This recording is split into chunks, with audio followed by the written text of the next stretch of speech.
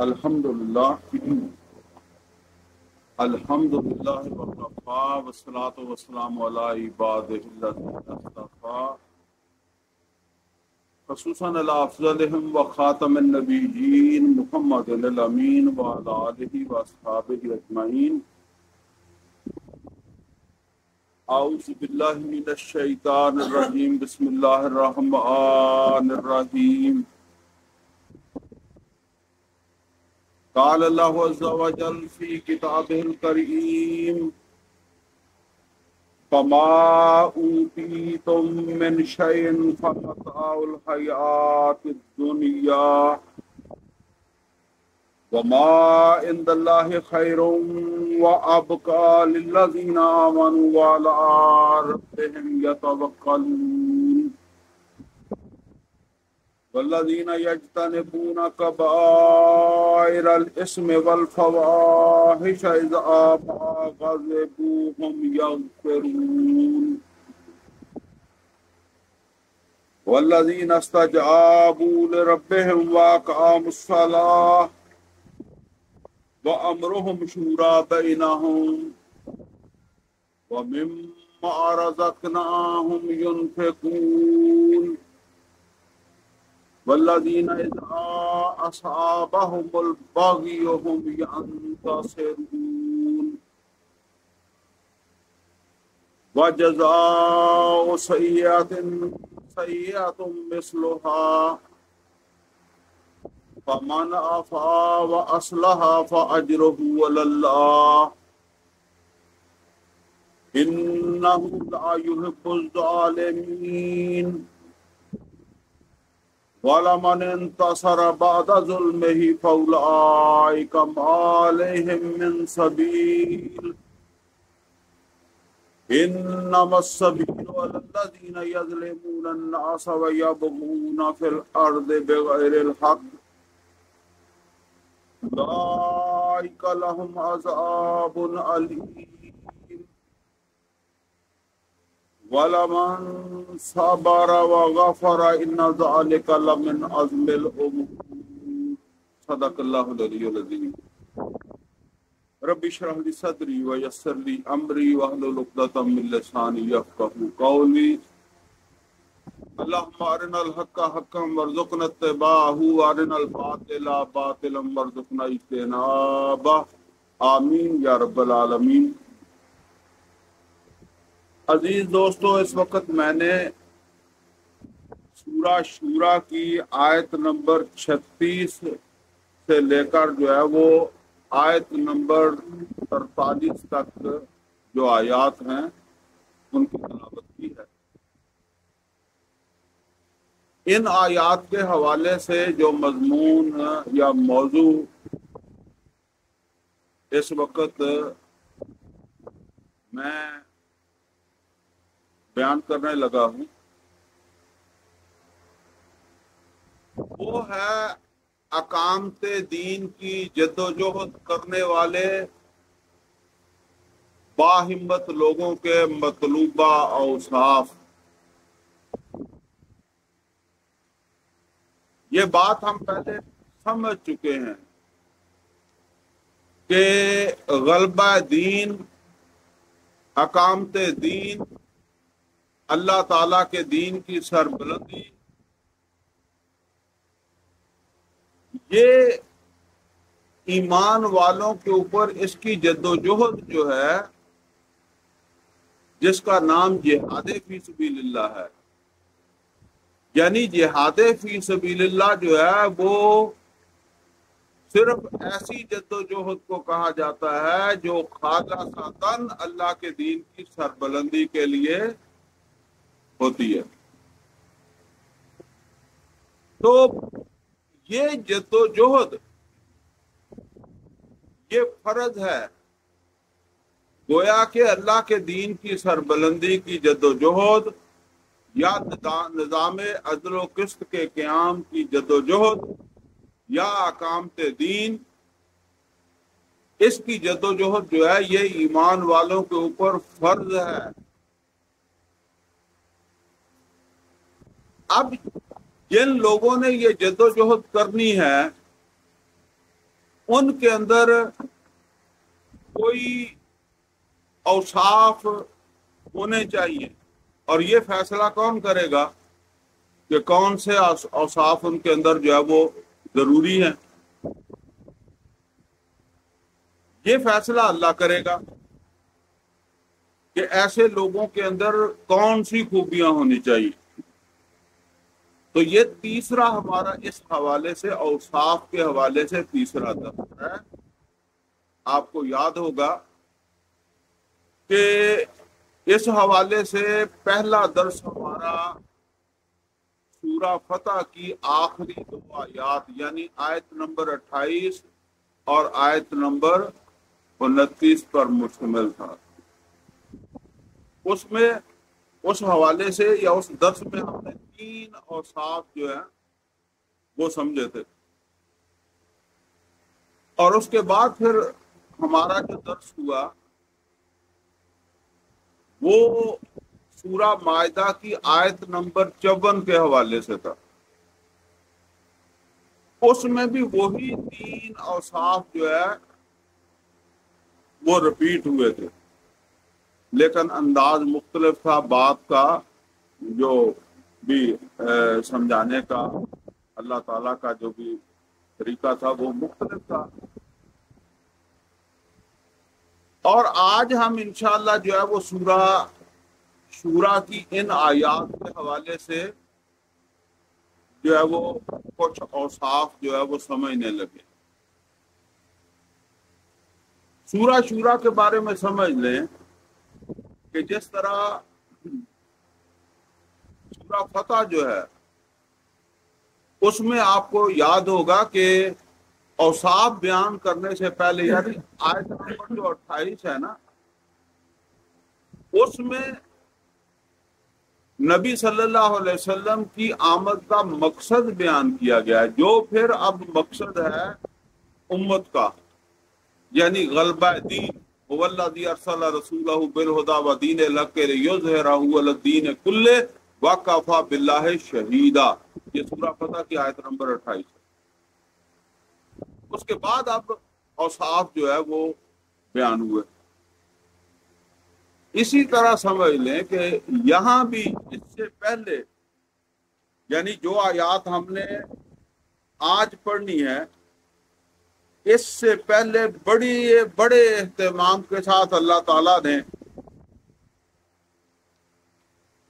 وہ جو ذمہ داری ہے غلبہ دین کی یا اقامت دین کی، اس کو اللہ تعالیٰ نے جو وہ بیان فرمایا شرع لکم من الدین ما وصی بہ نوحا والذی اوحینا الیک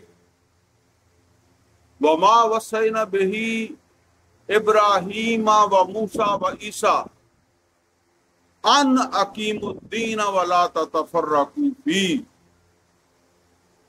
اتنے سارے اولو العزم پیغمبروں کا ذکر کر کے فرمایا کہ اے محمد صلی اللہ علیہ وسلم، آپ کا راستہ بھی وہی ہے جو یہ ہمارے اولو العزم پیغمبروں کا راستہ تھا۔ اور وہ راستہ کون سا تھا؟ ان اقیم الدین، دین کو قائم کرو۔ اور اس کے بعد ہی یہ بھی فرمایا نا کہ وَأُمِرْتُ لِأَعْدِلَ بَيْنَكُمْ، مجھے تو حکم دیا گیا ہے تمہارے درمیان جو ہے وہ عدل قائم کروں۔ اور سورہ الحدید میں فرمایا لَقَدْ أَرْسَلْنَا رُسُلَنَا بِالْبَيِّنَاتِ وَأَنزَلْنَا مَعَهُمُ الْكِتَابَ وَالْمِيزَانَ لِيَقُومَ النَّاسُ بِالْقِسْطِ۔ فرمایا کہ رسولوں کو ہم نے اس لیے بھیجا اور اسی لیے ان کو جو ہے وہ کتابیں دی، معجزے دیے، میزان دی، لِيَقُومَ النَّاسُ بِالْقِسْطِ، تاکہ لوگ عدل کے اوپر قائم ہوں۔ اب یہ جو مقصد ہے محمد رسول اللہ صلی اللہ علیہ وسلم کی آمد کا، پہلے دروس کے اندر ہم یہ سمجھ چکے ہیں کہ اب نبی صلی اللہ علیہ وسلم کے بعد یہ مقصد امت کی طرف جو ہے وہ منتقل ہو گیا ہے۔ امت کا مقصد اب یہ ہے کہ نبی صلی اللہ علیہ وسلم کا جو کام باقی ہے اس کام کو آگے بڑھائیں۔ چنانچہ یہ اوصاف جو ہیں یہ سمجھنے انتہائی ضروری ہیں، کیونکہ جو بھی یہ کام کرنا چاہتے ہیں ان کے اندر اللہ تعالی کی منشا ہے کہ یہ خوبیاں ان کے اندر جو ہے وہ پیدا ہونی چاہیے، یہ اوصاف ان کے اندر جو ہے وہ پیدا ہونی چاہیے، تبھی وہ اس کام کے کرنے کی صلاحیت کے حامل ہو سکیں گے۔ اب یہاں فرمایا کہ فما اوتیتم من شیء فمتاع الحیات الدنیا وما عند اللہ خیر وابقی للذین آمنوا وعلی ربہم یتوکلون۔ اس آیت میں 3 چیزیں بیان ہوئی ہیں، اب ہم ان کو جو ہے نا وہ علیحدہ علیحدہ دیکھ لیتے ہیں۔ پہلے فرمایا کہ فما اوتیتم من شیء فمتاع الحیات الدنیا، فما اوتیتم من شیء، اتنے کو سمجھ لیں، جو کچھ بھی تمہیں دنیا کے اندر دیا جاتا ہے، جو کچھ بھی تم اس دنیا میں دیے گئے ہو، اور سمجھنے والی بات یہاں کیا ہے؟ یہاں بات یہ ہے کہ جو کچھ بھی ہمیں اس دنیا کے اندر ہمارے پاس ہے، جس کو ہم سمجھتے ہیں کہ ہم اس کے مالک ہیں، یہ ہمیں دیا گیا ہے، یعنی یہ ہمیں عطا ہوا ہے۔ اور عطا کرنے والا کون ہے؟ عطا کرنے والا یا دینے والا اللہ ہے۔ اس کا کیا مطلب ہے؟ اس کا مطلب یہ ہے ہم کسی چیز کے مالک نہیں ہیں، اگر ہم اسے مالک سمجھتے بھی ہیں تو ہمیں مالک کسی نے بنا دیا ہے۔ جس طرح سورہ انعام کے اندر اللہ تعالیٰ نے فرمایا نا کہ غالباً انعام ہی ہے، اس میں فرمایا کہ ہم نے تمہارے لیے مویشی پیدا کیے ہیں اور تمہیں ان کا مالک بنا دیا ہے۔ تو مالک ہمیں بنایا گیا ہے، یہ جو کچھ بھی ہے ہمیں عطا ہوا ہے۔ عطا جس نے کیا ہے وہ اللہ تعالی ہے۔ لہذا ایک مومن جو ہے اس کے جو ہے وہ اس دنیا کے اندر جو کچھ بھی اسے ملتا ہے نا، اس کے حوالے سے یہ نقطہ نظر جو ہے یہ اس کے ذہن کے اندر یہ بات پختہ ہونی چاہیے کہ میں اس کا مالک نہیں ہوں، یہ مجھے دیا گیا ہے، یہ میرے پاس امانت ہے۔ امانت کا ایک تصور جو ہے نا وہ تو ہر بندہ ہی سمجھتا ہے کہ کسی نے کسی کے پاس کوئی چیز رکھی اور پھر کسی وقت کے اوپر وہ واپس لے لی، لیکن امانت کا ایک تصور اور ہے، اور وہ کیا ہے کہ کسی نے آپ نے کسی سے کوئی سواری موٹر سائیکل ضرورت کے لیے مانگا، اور وہ جو موٹر سائیکل کا مالک ہے اس نے آپ کو استعمال کے لیے دے دیا، لیکن وہ دیتے وقت اس نے کچھ شرائط لگا دی۔ آپ نے اسے کہا کہ میں یہاں شہر ہی کے اندر جو ہے نا وہ فلاں جگہ جانا چاہتا ہوں، ذرا اپنی موٹر سائیکل دے دیں۔ اس نے موٹر سائیکل دے دی اور اس نے ساتھ یہ کہہ دیا کہ اسے شہر سے باہر نہیں لے کر جانا۔ اب یہ میرے پاس امانت ہے، اگر میں نے لی ہے تو یہ میرے پاس موٹر سائیکل امانت ہے، میں اسے استعمال کرنے کا حق رکھتا ہوں، بلکہ مجھے استعمال کرنی چاہیے، لیکن ان حدود کا لحاظ کرتے ہوئے یا ان شرائط کے ساتھ جو دینے والے نے لگا دیے۔ اگر میں ان شرائط کا لحاظ نہیں کروں گا، اب شہر سے باہر لے جاؤں کہ میں نے کون سا چوری کیا ہے، مانگ کے لیا، تو یہ امانت کے اندر خیانت ہو جائے گا۔ بس اسی کے اوپر قیاس کر لیں کہ یہ ہاتھ کس نے دیے، یہ آنکھیں کس نے دی، یہ زبان کس نے دی، یہ پاؤں کس نے دیے، اور یہ جس نے دیے ہیں اس نے غیر مشروط نہیں دیے، اس کے ساتھ بتایا ہے کہ تم اسے ان موقعوں پر یا ان جگہوں میں یا ان معاملات میں استعمال نہیں کر سکتے۔ اسی طریقے سے وسائل ہے، تمہاری دولت ہے، تمہاری اولاد ہے، کوئی بھی ہے، اس کے ساتھ تم نے جو سلوک کرنا ہے وہ امانت والا سلوک کرنا ہے۔ اور پھر یہ بات بھی ہے کہ اگر ہم واقعتاً جو ہے وہ اس نظریے کے اوپر جو ہے وہ ہمارا دل جو ہے وہ جم گیا ہے کہ یہ ہمارا نہیں ہے، تو پھر جہاں اللہ فرمائے گا وہاں اسے لگاتے اور خرچ کرتے ہوئے دریغ بھی نہیں ہوگا۔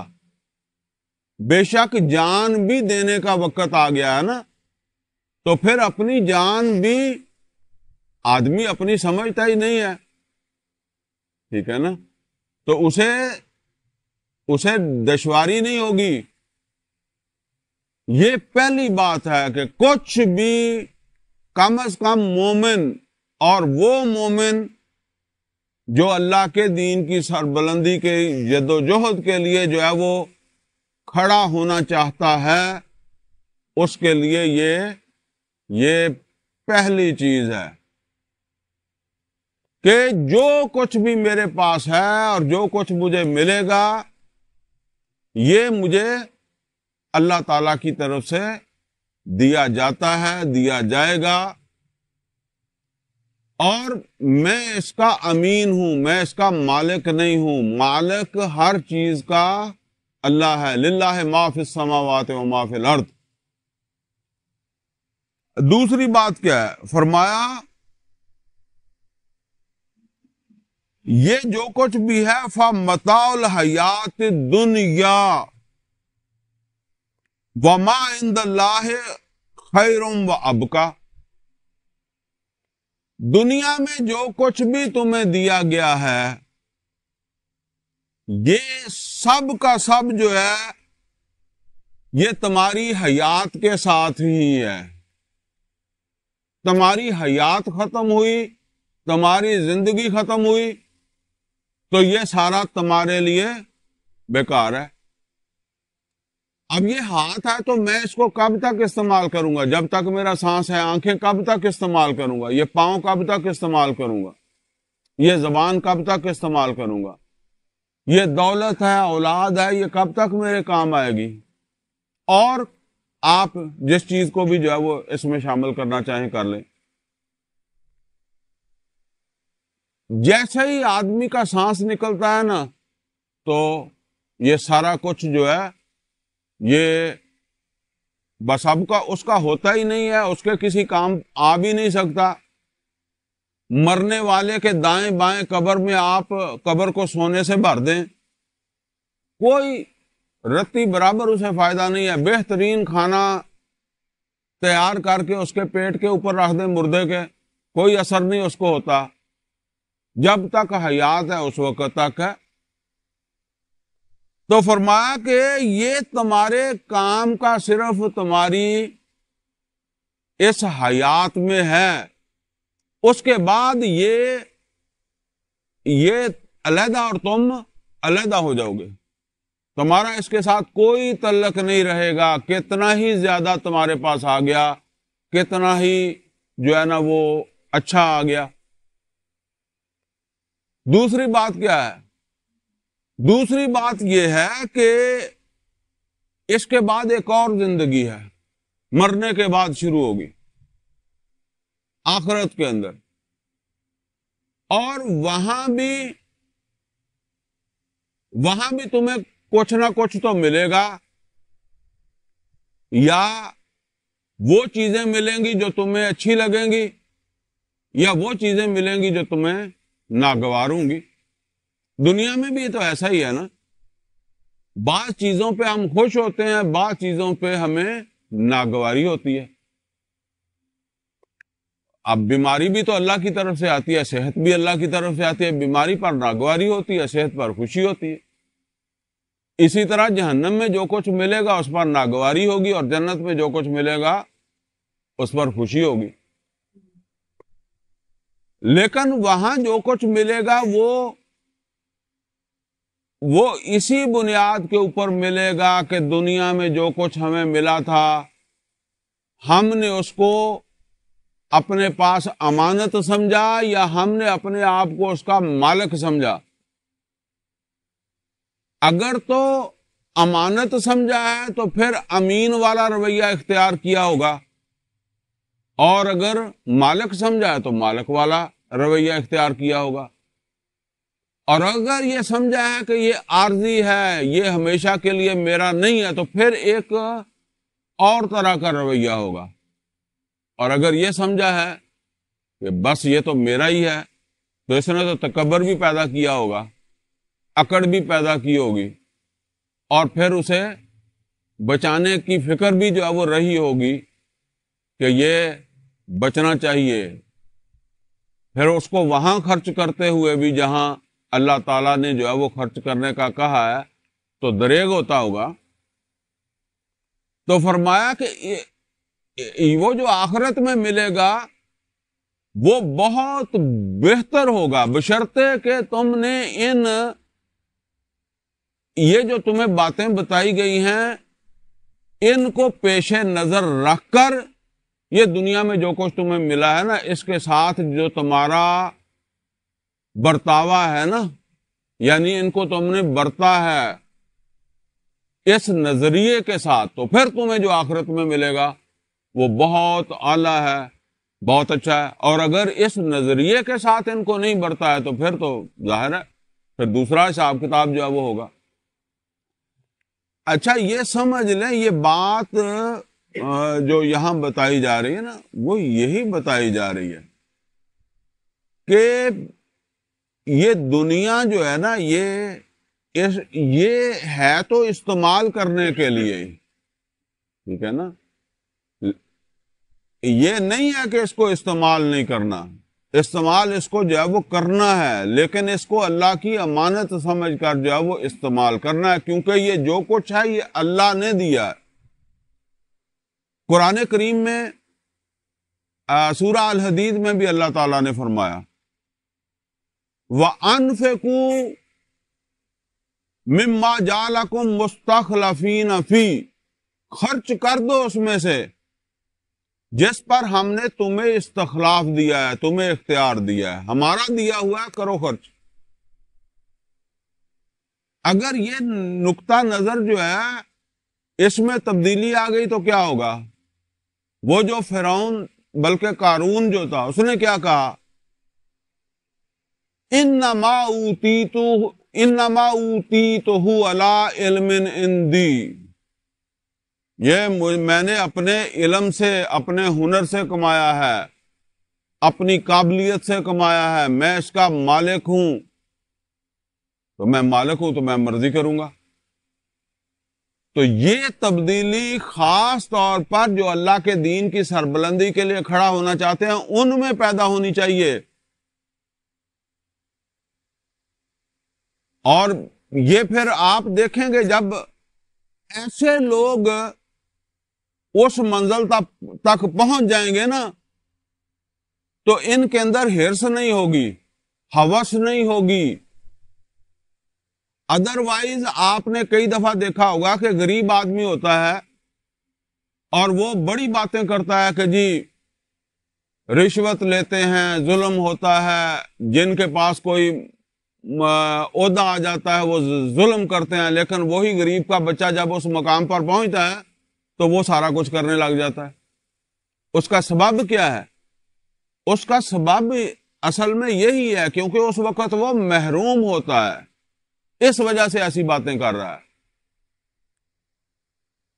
عمر فاروق رضی اللہ تعالیٰ عنہ محروم نہیں تھے، ابو بکر صدیق محروم نہیں تھے، محمد اور رسول اللہ صلی اللہ علیہ وسلم محروم نہیں تھے، اللہ نے تو بڑا دیا تھا۔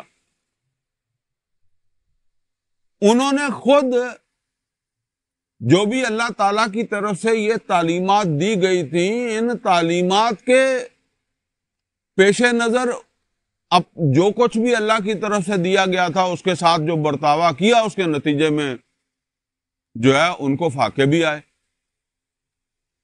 لیکن جب وہ حکمران بھی بنے تو ان کی سوچ فکر کے اندر تبدیلی نہیں آئی، کوئی ہوس، کوئی ہرس، کوئی لالچ، یہ ان کے اندر کیوں پیدا نہیں ہوا؟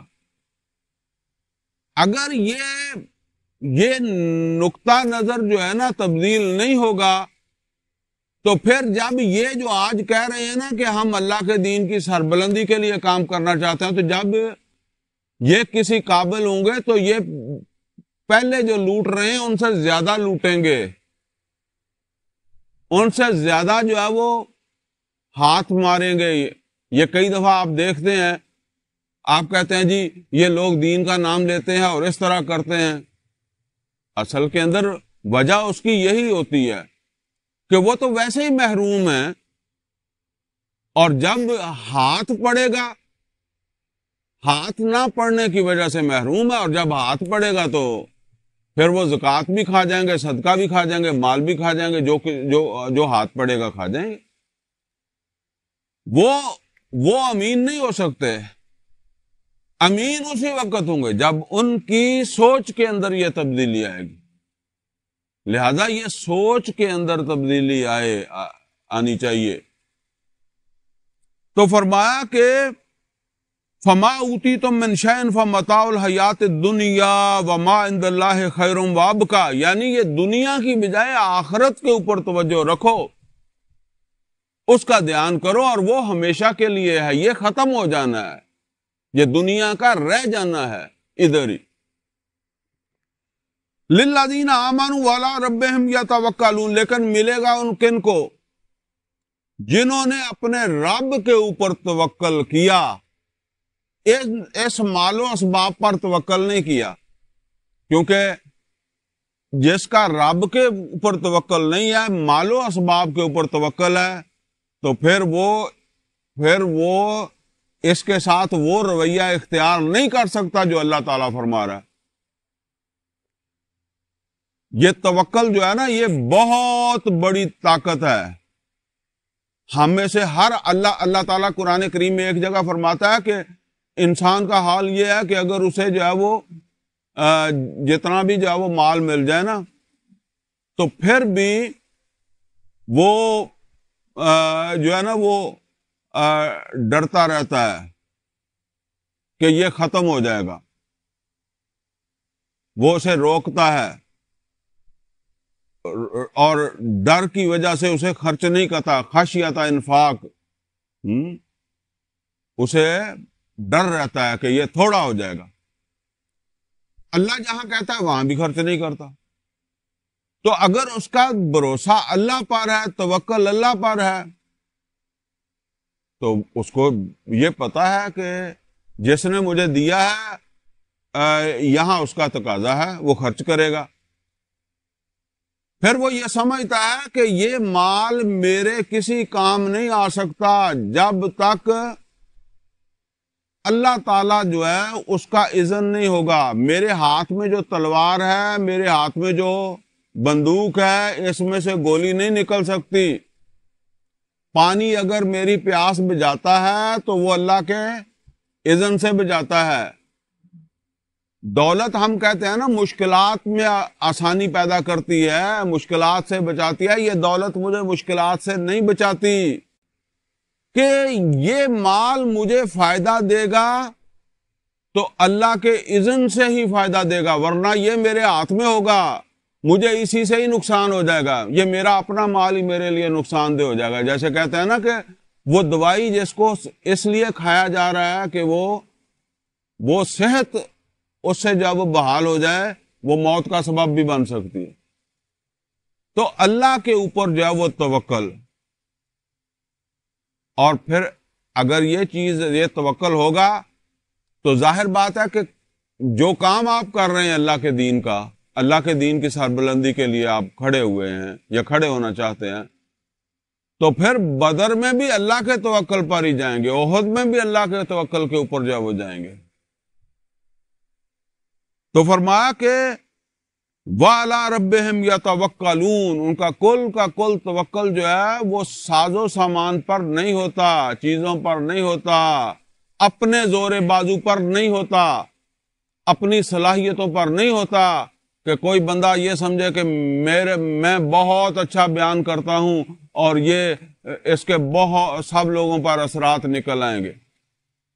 بیان کرتے وقت تو اس کو یہی کوشش کرنی چاہیے، لیکن سمجھنا یہی چاہیے کہ اگر اللہ کو منظور ہوا تو اس کے اثرات نکلیں گے، نہیں تو ہوا میں اڑ جائے گا۔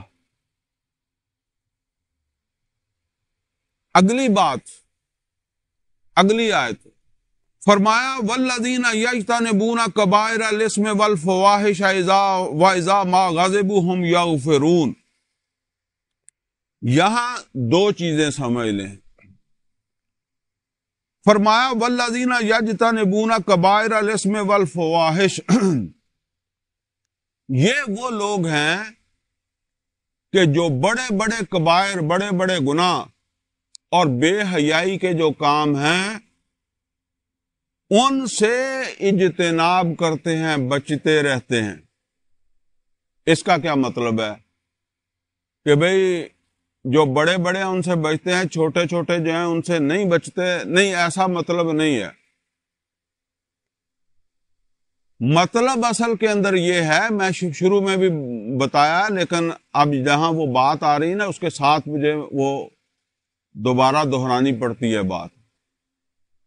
یہ بات ہو رہی ہے ان کی جو اللہ تعالیٰ کے دین کی سربلندی کے لیے کھڑا ہونا چاہتے ہیں، جو اللہ کے دین کی سربلندی کے لیے کھڑا ہونا چاہتے ہیں، تو ان کے سامنے اب دو کام آ گئے ہیں۔ ایک ہے اپنی اصلاح اور ایک ہے معاشرے کی اصلاح۔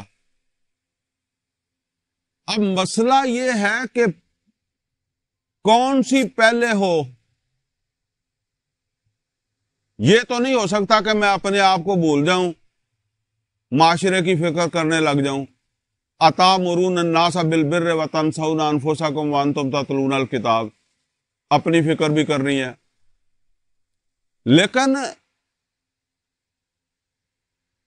میں کب تک اپنی فکر کروں اور کب میں اپنی فکر سے فارغ ہو کر معاشرے کی فکر کروں؟ اس میں ایک اعتدال چاہیے۔ دیکھیں، کبھی ایسا نہیں ہوتا کہ کوئی آدمی یہ کہے کہ اب میرا اتنا تزکیہ ہو گیا ہے، وہ کسی خانقاہ میں چلا جائے، کسی کے پاس چلا جائے، کوئی چلے کاٹ لے، اب میرے اندر جو ہے نا وہ کوئی کمی نہیں رہ گئی، مجھ سے اب کوئی گناہ نہیں ہوگا۔ نبی صلی اللہ علیہ وسلم نے فرمایا کل بنی آدم خطاؤن و خیر الخطائین توابون، آدم کی ساری اولاد خطا کار ہے اور بہترین خطا کار وہ ہیں جو توبہ کر لیتے ہیں۔ پیغمبر معصوم تھے، پیغمبروں کے علاوہ کوئی نہیں ہے جس میں کوئی کمی نہ ہو۔ اور اگر بندہ یہ سمجھے نا کہ میں پہلے اپنی ساری کمیاں دور کر لوں گا پھر معاشرے کی اصلاح کا کام شروع کروں گا، تو وہ وقت آئے گا ہی نہیں، اس کی موت ہی آئے گی۔ لہذا یہاں جو بات بتائی جا رہی ہے نا وہ یہ بتائی جا رہی ہے کہ بڑے بڑے جو ہیں ان سے تو شعوری طور پر آدمی اجتناب کرے، پھر ایسا ہو سکتا ہے کہ کسی بڑے میں بھی بندہ مبتلا ہو جاتا. توبہ کس لیے؟ یہ نہ ہو کہ بس اس کا روٹین ہی جو ہے نا وہ بڑے بڑے گناہوں کے اندر مبتلا ہے، تو یہ تو درست نہیں ہے. تو ایک یہ ہے کہ کسی وقت کسی ایسی چیز کے اندر انسان جو ہے وہ مبتلا ہو گیا، تو یہ اپنی کوتاہیاں، اپنی غلطیاں جو ہے نا، ان کی ساتھ ساتھ ہی اصلاح ہونی ہے، بلکہ ان کی اصلاح ساتھ ساتھ ہوتی رہتی ہے. ان کو اللہ تعالیٰ اسی طرح معاف بھی کرتا رہتا ہے. جیسے کہتے ہیں نا وضو کرنے سے اتنے گناہ دھل گئے، راستے میں سے کوئی کانٹا اٹھا کے پھینکا تو اللہ اتنے گناہ معاف کر دے. کسی کے ساتھ ہنس کر بولے، کسی مومن کے ساتھ خندہ پیشانی کے ساتھ پیش آیا تو اللہ تعالیٰ نے گناہ معاف کر دے. یہ چھوٹے چھوٹے گناہ جو ہے نا وہ اللہ ایسے بھی معاف کر دیتا ہے. یہ مضمون سورہ نساء کے اندر بھی جو ہے وہ آیا ہے. سورہ نساء کے اندر اللہ تعالیٰ نے فرمایا ان تجتنبوا کبائر ما تنہون عنہ نکفر عنکم سیئاتکم وندخلکم مدخلا کریما. اگر تم بچتے رہے بڑے بڑے گناہوں سے، ان تجتنبوا کبائر ما تنہون عنہ، جن سے ہم تم کو روک رہے ہیں، نکفر عنکم سیئاتکم، تمہارے چھوٹے موٹے تو ہم خود بھی معاف کر دیں گے، وَنُدْخِلُكُمْ مُدْخَلًا كَرِيمًا، اور تمہیں اس عزت کی جگہ داخلے سے روکیں گے نہیں کسی چھوٹی موٹی چیز کی وجہ سے. لیکن یہ جو بڑی ذمہ داریاں اور یہ نظام عدل و قسط کا قیام، اس کی جد و جہد، اقامت دین، یہ تو بڑے کاموں میں سے ہے. تو یہ بڑے کام جو تمہیں بتائے جا رہے ہیں نا، ان کو کرو اور چھوٹی چیزوں کی فکر تو کرو، لیکن ایسی نہیں کہ تم ان کی فکر کے اندر جو ہے وہ اتنے جو ہے وہ لگ گئے ہو کہ اب وہ بڑے کام جو ہیں وہ ان کے لیے تمہارے پاس وقت ہی نہیں ہے. تو یہ چھوٹی چھوٹی نیکیوں میں بھی اتنا زیادہ مصروف ہو جانا کہ آپ کے پاس وقت نہ نکلے اس بڑی ذمہ داری کے لیے، نوافل میں اتنا زیادہ مصروف ہو جانا کہ آپ کے پاس وقت نہ ملے فرض کے لیے، تو یہ درست نہیں ہے. فرض پہلے ہے. تو یہ چھوٹی چھوٹی غلطیاں جو ہیں یہ انسان سے ہوتی رہتی ہیں، بچنے کی کوشش کرنی چاہیے، اور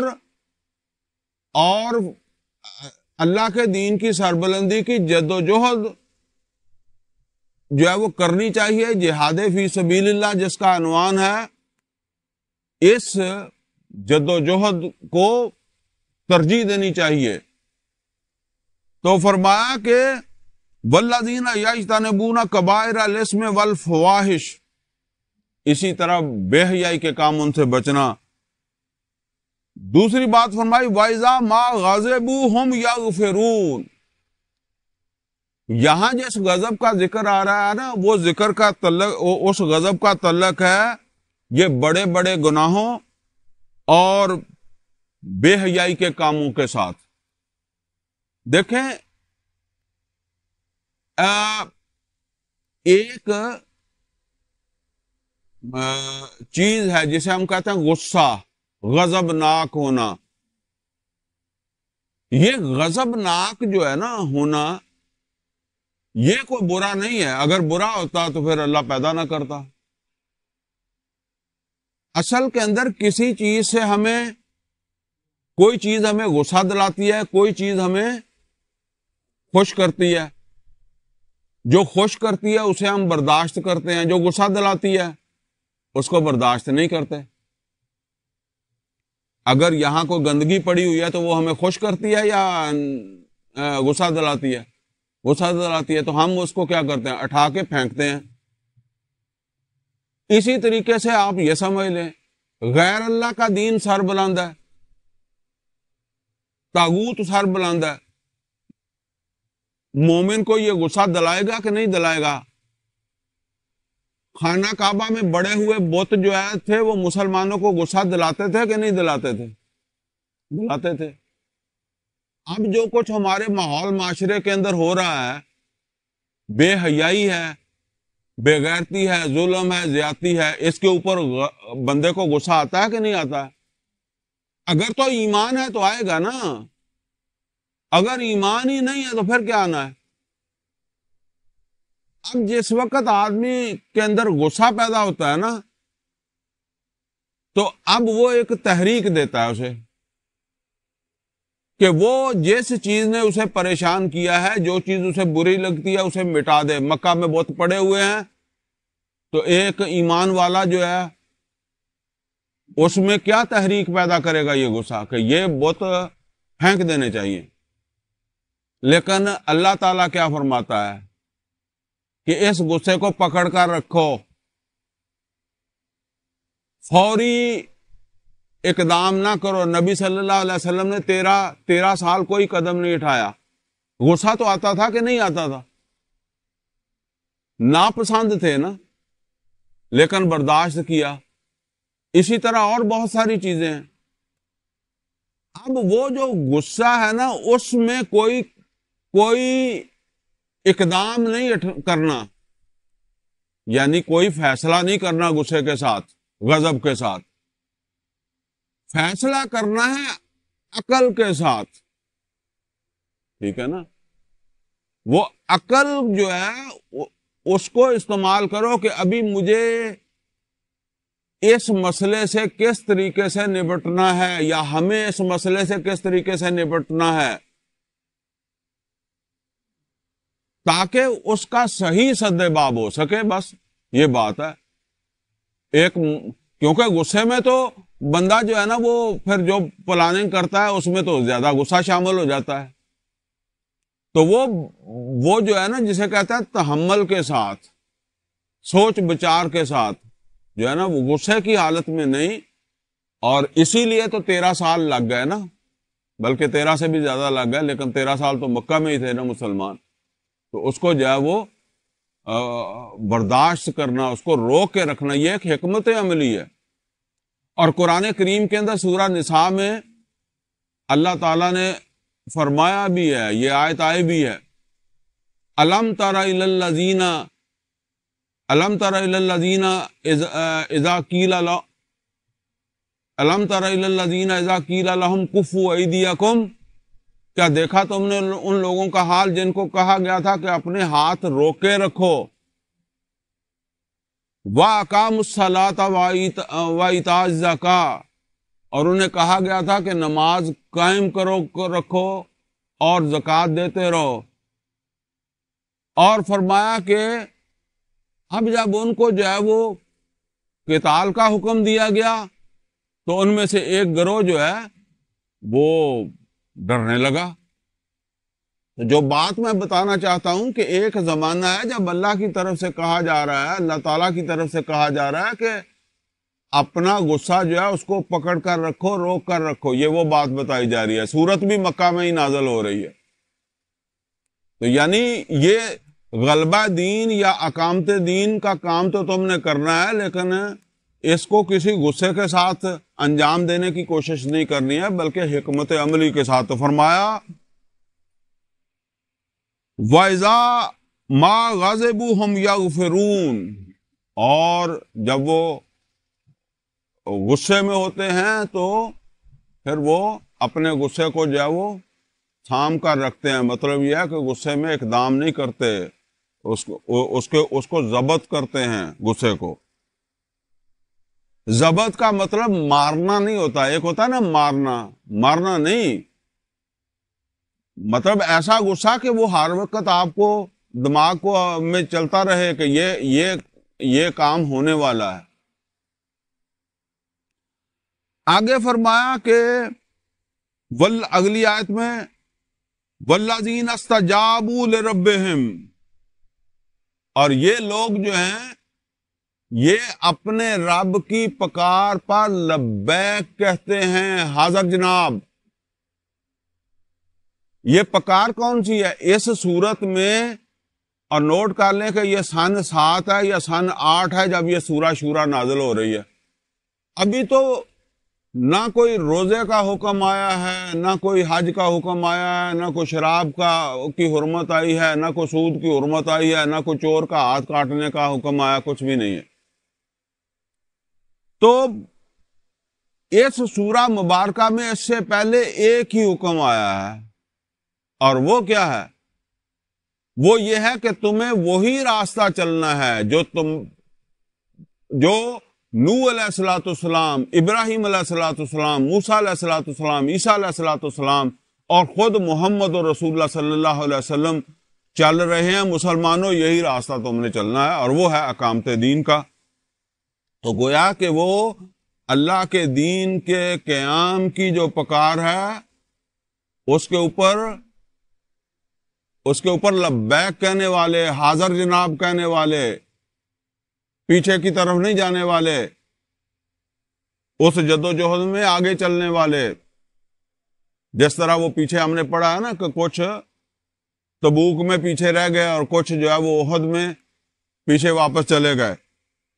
اور ساتھ کیا ہے؟ وَأَقَامَ الصَّلَاةَ، دوسری بات یہ کہ وہ نماز کو قائم کرنے والے۔ اب نوٹ کر لیں، میں عرض کیا کرتا ہوں کہ اقامت دین کی ایک بنیاد ہے اور ایک چھت ہے۔ بنیاد ہے بنی الاسلام علی خمس، شہادت اللہ الہ الا اللہ وان محمد عبدہ ورسولہ واقام الصلاۃ وایتاء الزکوٰۃ وصوم رمضان وحج البیت من استطاع الیہ سبیلا، یہ بنیاد ہے۔ اور یہاں اس کے ایمان کے بعد جو سب سے پہلی چیز ہے جسے آدمی اپنے وجود سے انجام دیتا ہے، وہ نماز ہے، اس کا ذکر آ گیا۔ تو یہ چھت وہ عدل و قسط کا نظام ہے جس کے لیے لبیک کہا ہے۔ شروع یہاں سے ہونا ہے، بنیاد یہ ہے۔ یہ نہیں ہے کہ وہ نماز پڑھتے ہی نہیں ہے، بنیاد بناتے ہی نہیں ہے، اور چھت کا سامان جو ہے وہ کندھے پر رکھ کر جو ہے وہ کھڑے ہیں کہ یہ چھت ڈالنے لگے ہیں۔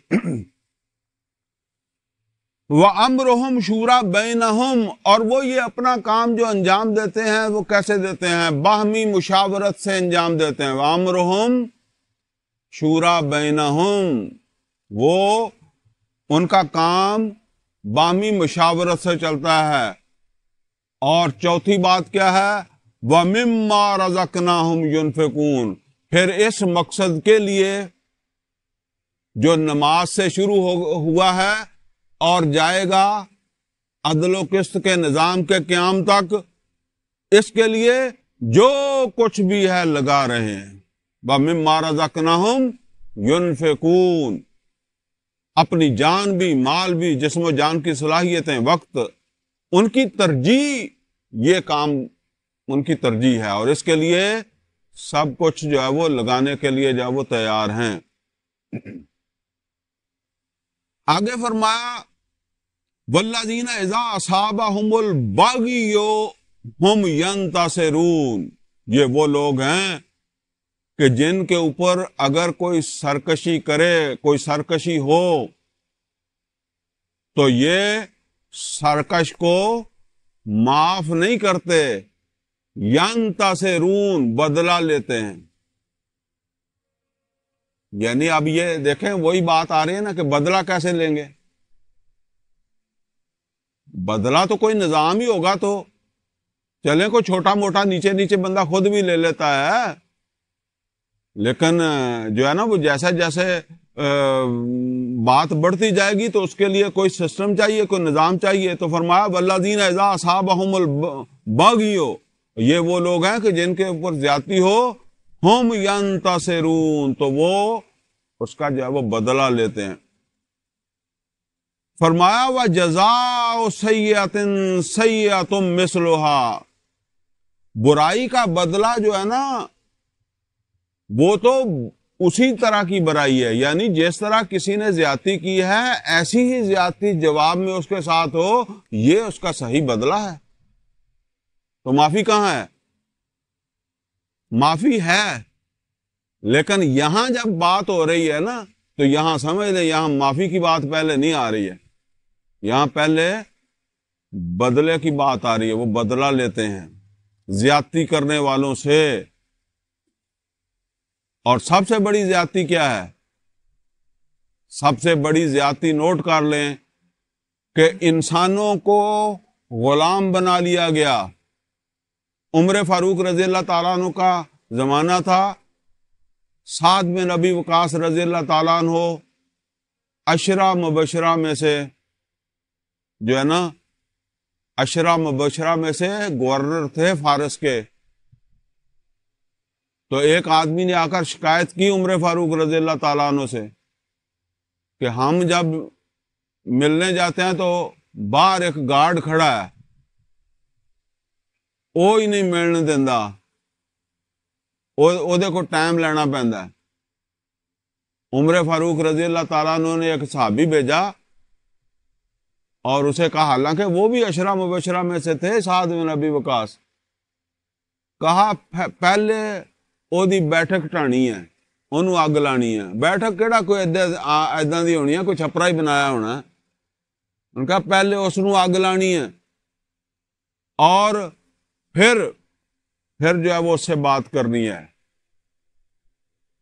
تو یہ، اور عمر فاروق رضی اللہ تعالیٰ عنہ نے ان سے کہا کہ سعد، لوگوں کو ان کی ماں نے آزاد جنا اور تم نے ان کو غلام کا سمجھنا شروع کر دیا، یعنی غلام، یعنی اے تیرے پابند ہو گئے، ٹھیک ہے نا۔ وہ تو بہت اونچی بات ہے، وہاں تک تو بس قیامت تک نہیں پہنچ سکے گا کوئی نظام بھی، لیکن بہرحال اس سے کوئی نہ کوئی بات تو سمجھ آنی چاہیے نا۔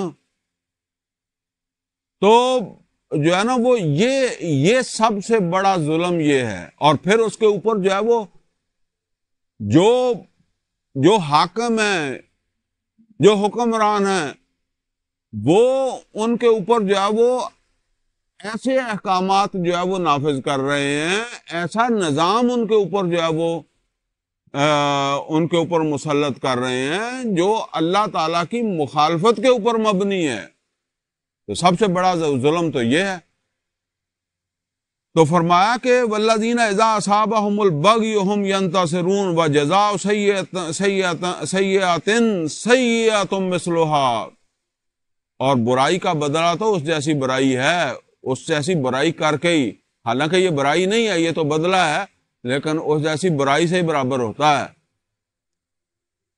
اب یہ سمجھ لیں جی کہ اب معافی والی بات اب آ رہی ہے۔ بعض اوقات یہ اللہ تعالیٰ نے گنجائش رکھی ہے،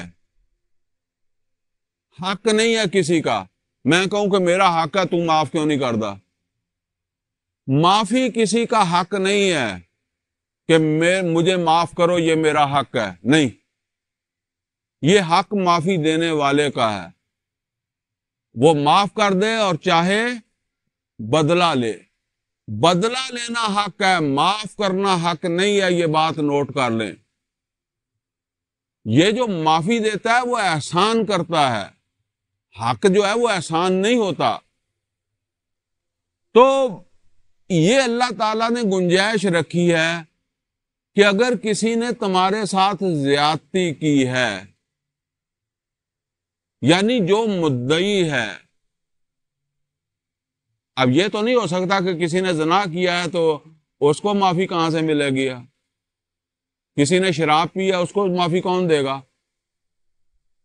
ہاں، میرے ساتھ کسی نے زیادتی کی، میری کو ہاتھ کاٹ دیا، آنکھ نکال دی، یا مجھے ہی قتل کر دیا، تو میرے جو وارث ہیں ان کو اللہ نے حق دیا ہے کہ وہ چاہے، حق ان کا ہے کہ وہ اس سے بدلہ لے، لیکن چاہے تو معاف کر دیں، کوئی خون بہا جو ہے وہ لے لیں۔ یہ لازمی حق نہیں وہ کہے جی لازمی خون بہا لو، تم کیوں نہیں لیتے؟ نہیں، یہ اس کی اب مرضی پر ہے کہ وہ اگر راضی ہوتا ہے تو ہو جائے۔ تو فرمایا کہ فمن عفا و اصلح، تو جو کوئی درگزر کرے اور اصلاح کرے، یعنی اصل میں ہوتا ہے بعض اوقات جو ہے نا وہ جو جس نے غلطی کی ہے اس نے کوئی، مطلب یہ ہے کہ اس حد تک جانے کے لیے نہیں کی ہوتی۔ مثال کے طور پر کئی دفعہ ایسا ہوتا ہے کہ کسی آدمی نے کوئی حرکت کی، دوسرے کو ایسا غصہ آیا کہ اس نے اٹھا کر اسے کوئی چیز مار دی، نہ تو اس کا مارنے کا ارادہ تھا، وہ مر گیا۔ اب قرآن حکیم کے اندر ہے کہ وہ موسیٰ علیہ السلام جب جا رہے تھے تو وہ دو بندے لڑ رہے تھے۔ اب وہ تفصیل ہے، اب موسیٰ علیہ السلام نے اس کو مکہ مارا، وہ مر گیا۔ تو بعض اوقات کوئی ایسی صورتحال ہے جس کے بعد بندے کو افسوس بھی ہونے لگ جاتا ہے، کسی کو گالی دے کر ہی افسوس ہونے لگ جاتا ہے۔ کئی دفعہ آدمی غصے میں تو آ کر آپ نے کچھ کہہ دیا لیکن پھر آپ کو افسوس ہو رہا ہے، اور اگر وہ جس کو آپ نے گالی دی ہے اگر وہ محسوس کرتا ہے کہ بھئی اس کو افسوس ہو رہا ہے تو اچھا ہے کہ وہ معذرت قبول کر لے۔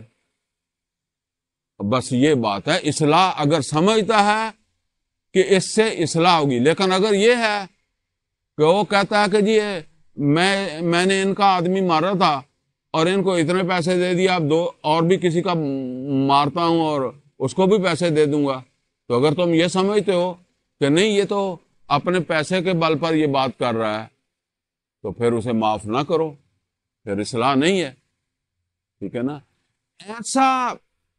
ایسا معاملہ جس کے اندر تم سمجھو کہ اس کی اصلاح ہو سکتی ہے تو اس میں بھی تمہارا اختیار ہے، تمہاری مرضی ہے، تم اسے معاف کرو اور تمہاری مرضی ہے تم اسے معاف جو ہے وہ نہ کرو، لیکن اگر معاف کر دو گے تو اللہ کے ہاں بڑا اجر ہے، یہ بات ہے، بہت بڑا اجر ہے اگر ایسی صورت میں اس کو معاف کرو گے تو فرمایا فمن عفا و اصلح، تو جس نے بھی درگزر کی معاف کر دیا اور اصلاح کی، فَأَجْرُهُ عَلَى اللَّهِ، تو اس کا اجر کہیں بھی نہیں گیا، اس کا اجر اللہ کے پاس محفوظ ہو گیا۔ إِنَّهُ لَا يُحِبُّ الظَّالِمِينَ، لیکن اگر وہ ظالم ہے تو اللہ کو کوئی محبت نہیں ہے ظالموں سے۔ ظالموں کو اللہ بھی چاہتا ہے کہ ان کو سزا ملنی چاہیے، ان کو ان کے ظلم کی سزا ملنی چاہیے، اللہ کو کوئی محبت نہیں ہے ظالموں سے، لیکن بعض اوقات اتفاقیہ کوئی ایسا واقعہ ہو جاتا ہے بندے سے، یا وقتی طور پر ہی بندے کے اندر جو ہے وہ کوئی غصہ پیدا ہو گیا، کوئی اس نے ایسا عمل کر دیا، تو اس میں اگر وہ جس کا نقصان ہوا ہے وہ سمجھتا ہے کہ اصلاح ممکن ہے یا اصلاح کا موقع ہے تو وہ یہ احسان اس کے اوپر کر دے۔ وَلَمَنِ انتَصَرَ بَعْدَ ظُلْمِهِ، اب اگلی بات ہے، دیکھیں یہی بات ریپیٹ ہو کے آ رہی ہے، وَلَمَنِ انتَصَرَ بَعْدَ ظُلْمِهِ، لیکن بہرحال جس نے بھی ظلم کے بعد بدلہ لیا، معاف نہیں کیا، بے شک اس کو افسوس تھا اور وہ اصلاح کرنا چاہتا تھا، لیکن اس نے کیا کیا؟ اس نے کہا نہیں میں تو بدلہ ہی لینا۔ فرمایا وَلَمَنِ انتَصَرَ بَعْدَ ظُلْمِهِ، جس نے بھی بدلہ لیا ظلم ہونے کے بعد، فَأُولَٰئِكَ مَا عَلَيْهِم مِّن سَبِيلٍ، تو ان کے اوپر اللہ تعالی جو ہے وہ کوئی ملامت کا تمہیں موقع نہیں دیتا۔ یعنی بعض اوقات ہوتا ہے نا کہ ہم پھر کیا کہتے ہیں، کوئی بندہ کہتا ہے جی یار اس کو بڑا افسوس تھا، تمہیں معاف کر دینا چاہیے تھا، یہ کرنا نہیں، فرمایا نہیں، اگر وہ نہیں کرتا تو پھر نہیں کرتا، تمہیں اس کو برا کہنے کا یا اسے اس حق کے اوپر اس کو جو ہے وہ ملامت کرنا جو ہے نا وہ نہیں بنتا، یہ تمہارا حق نہیں ہے۔ اگلی بات فرمایا انما السبیل علی الذین یظلمون الناس، اللہ فرماتے ہیں کہ بے شک ملامت ان لوگوں کے لیے ہے جو لوگوں پر ظلم کرتے ہیں، ظالموں پر ملامت ہے، مظلوموں پر نہیں ہے۔ مظلوم نے اگر معاف نہیں کیا ہے جبکہ وہ معاف کر بھی سکتا تھا تو پھر بھی اسے کوئی ملامت نہیں ہے، اس نے اپنا حق لیا ہے، اور کسی کو حق نہیں ہے کہ وہ اسے ملامت کرے۔ اللہ تمہیں ان لوگوں کو ملامت کرنے کا رستہ دکھاتا ہے جو لوگوں پر ظلم کرتے ہیں، وَيَبْغُونَ فِي الْأَرْضِ بِغَيْرِ الْحَقِّ، اور زمین کے اوپر ناحق جو ہے وہ سرکشی کرتے ہیں۔ آج کے دور میں تو میں وہ عرض کیا کرتا ہوں، اس وقت کا یزید جو تھا وہ تو آج آپ سمجھ لیں کہ آج تے ادا دا بندہ لب جائے تو ہو سکتا وہ ایک نعمت ہی ہے، ٹھیک ہے نا۔ جو آج یزید ہیں یا نمرود ہیں یا فرعون ہیں، ان کے مقابلے میں تو وہ بہت بڑی نعمت ہوگی اللہ کی انسانوں پر اگر کوئی ایسا مل جائے تو فرمایا کہ جو لوگ لوگوں پر ظلم کرتے ہیں اور زمین میں ناحق جو ہے وہ سرکشی کرتے ہیں، اللہ تعالیٰ تمہیں ان کو ملامت کرنے کا کہتا ہے۔ اب دیکھیں اللہ تعالیٰ نے کس طریقے سے جو ہے وہ جو غصہ پیدا ہوتا ہے نا اس کو اس طرح موڑا ہے کہ ظالموں کی طرف اپنے غصے کو کرو، مظلوموں کی طرف نہ کرو، اور وہ ظالم جو ہیں وہ ختم ہوں گے جب عدل و قسط کا نظام قائم ہوگا، وہ اقامت دین کا مرحلہ جو ہے وہ مکمل ہوگا، وہ چھت ڈلے گی تو یہ ظلم ختم ہوگا۔ اولئک لہم عذاب علیم، اور اگر تم سے چھت نہ بھی ڈلی تو اللہ ان ظالموں کو ایک دردناک عذاب جو ہے وہ دے گا، آخرت میں بھی دے گا۔ تم کوشش کرو کہ یہ ظلم ختم ہو جائے، لیکن اگر تم نے اخلاص سے کیا، محنت کی، کوشش کی، نہیں ختم ہوا تو اللہ پھر وہاں پوچھ لے گا ان سے۔ آگے فرمایا وَلَمَنْ صَبَرَ وَغَفَرَ، اب یہاں دو باتیں آ گئی۔ فرمایا وَلَمَنْ صَبَرَ وَغَفَرَ، جس نے بھی صبر کیا اور درگزر کر لی، معاف کر دیا۔ اچھا اب یہ دو چیزیں ہیں جی، صبر، ایک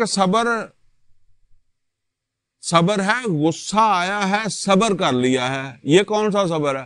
یہ جو مکہ میں مسلمان کرتے تھے نا، یعنی غصہ تو آتا ہے کہ اللہ کے گھر میں 360 بت رکھے ہوئے ہیں، لیکن صبر کر لیا۔